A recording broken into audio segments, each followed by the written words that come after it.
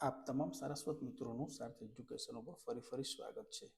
મિત્રો, હમણાં જ એક વિડીયો ઉતાર્યો પણ કોઈ સાઉન્ડ ઇફેક્ટના લીધે વર્ક નથી કરતો, તો વિડીયો ફરી ઉતારી રહ્યો છું.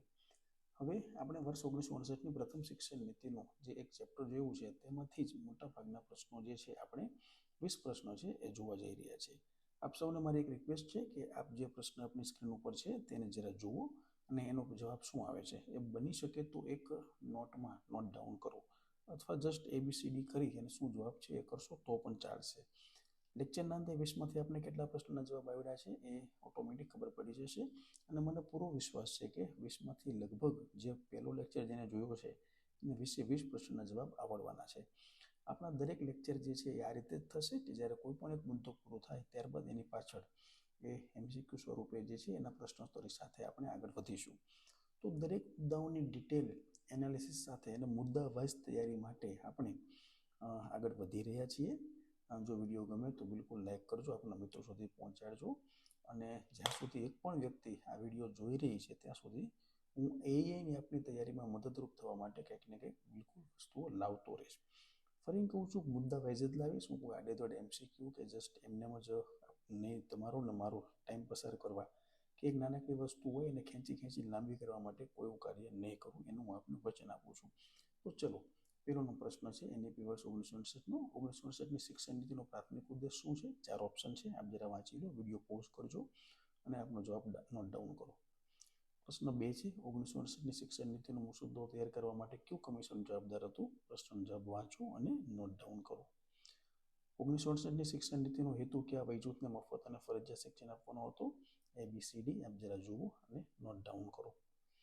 1968ની શિક્ષણ નીતિ કયા નીતિ દ્વારા પ્રાથમિક સ્તરે શિક્ષણના માધ્યમ તરીકે કઈ ભાષા રાખવાની ભલામણ? બહુ જ સરળ પ્રશ્ન છે, બિલકુલ આવડી જશે, નોટ ડાઉન કરો.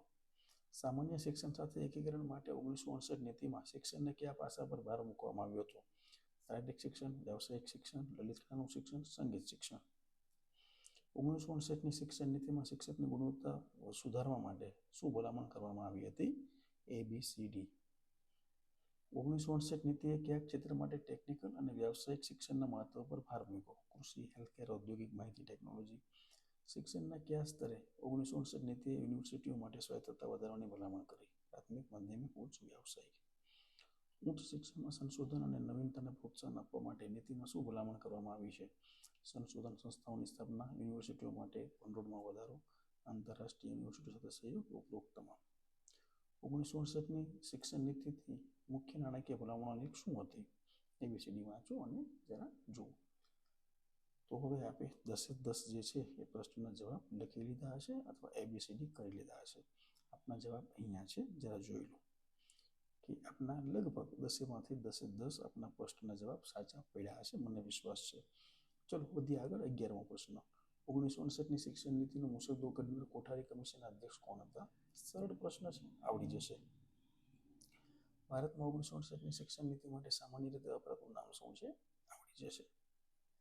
1968ની શિક્ષણ નીતિમાં કયા વયજૂથને માધ્યમિક સ્તર સુધી શિક્ષણ આપવાનું લક્ષ્ય હતું? સરળ છે, આવડી જશે.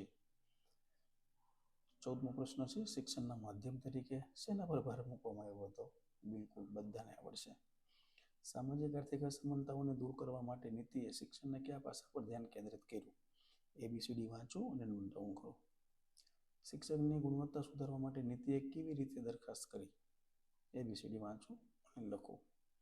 વર્ષ 1959ની શિક્ષણ નીતિમાં વ્યાવસાયિક શિક્ષણના એકીકરણ માટે શું ભલામણ કરવામાં આવી હતી? અલગ વ્યાવસાયિક શાળા, નિયમિત શાળા, વ્યાવસાયિક વિષયો, માધ્યમિક શિક્ષણ પછી ફરજિયાત વ્યાવસાયિક તાલીમ કે વ્યાવસાયિક શિક્ષણ સંસ્થાઓનું ખાનગીકરણ. જરા સમજજો પછી જવાબ આપજો. અહીં પ્રશ્ન નંબર 18 આપણી સામે છે. 1959 નીતિએ કયા ક્ષેત્ર માટે ટેકનિકલ શિક્ષણનું મહત્વ દર્શાવ્યું છે? જરા જુઓ. યુનિવર્સિટીઓ માટે નીતિમાં કઈ સ્વાયત્તતાની ભલામણ કરવામાં આવી હતી? વહીવટી સ્વાયત્તતા, નાણાકીય, શૈક્ષણિક કે ઉપરોક્ત તમામ. 1959ની શિક્ષણ નીતિએ શિક્ષણ માળખાના વિસ્તરણ માટે કયા નાણાકીય પગલાંની ભલામણ કરી? જરા જુઓ. વિડીયો પોઝ કરતા જજો, પ્રશ્ન જોતા જજો અને મારી રિક્વેસ્ટ છે કે બધા જ પ્રશ્નોના જવાબ આપ લખો અથવા આપો. હવે આપના બધા જ પ્રશ્નોના જવાબ અહીંયા 20 જવાબ આપની સામે છે, તો જરા ચેક કરી લો. અને પછી જો 20 પ્રશ્ન સાચા પડ્યા હોય તો બિલકુલ કોમેન્ટમાં જણાવજો. કોઈ ક્ષતિ હોય અથવા કોઈ સુધારા હોય આપના તો પણ કોમેન્ટ બોક્સમાં જણાવજો. મિત્રો આ જ રીતે હું વર્ષ 1986ની સમગ્ર શિક્ષણ નીતિ અને વર્ષ 2020ની એના તો આઈ થિંક ખાસા એવા લેક્ચર થવાના છે, 12 થી 15 લેક્ચર જેવા આ રીતે નાના નાના લેક્ચર બનાવી અને આપણે એ સમગ્ર બધી જ નીતિઓ જે છે એ પૂરી કરવાનો પૂરેપૂરો પ્રામાણિક પ્રયાસ કરીશ.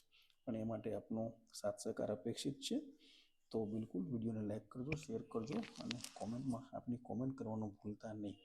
તો ચલો મળીએ છીએ નવા વિડીયો સાથે કે જેમાં 1986ની બીજી રાષ્ટ્રીય શિક્ષણ નીતિ સાથે આપણે આપણી ચર્ચાઓને આગળ વધારીશું. એ પ્રોજ આ જ રહી છે. દરેક મુદ્દાની ડિટેલ વાઇઝ તૈયારી સાથે સાથે MCQ વાઇઝ આપણી તૈયારી, મુદ્દાલક્ષી તૈયારી કરશું, નહીં કે કોઈ 2, 5, 25, 50 MCQ પૂરા કરી અને ધડાધડ આગળ વધી જશું. તો ના તમારો સમય બગાડીશ, ના હું મારો સમય બગાડીશ. ચલો મળીએ છીએ નવા વિડીયો સાથે. ત્યાં સુધી વંદે માતરમ, જય હિન્દ, જય જય ગરવી ગુજરાત. મળીએ છીએ નવા લેક્ચરમાં.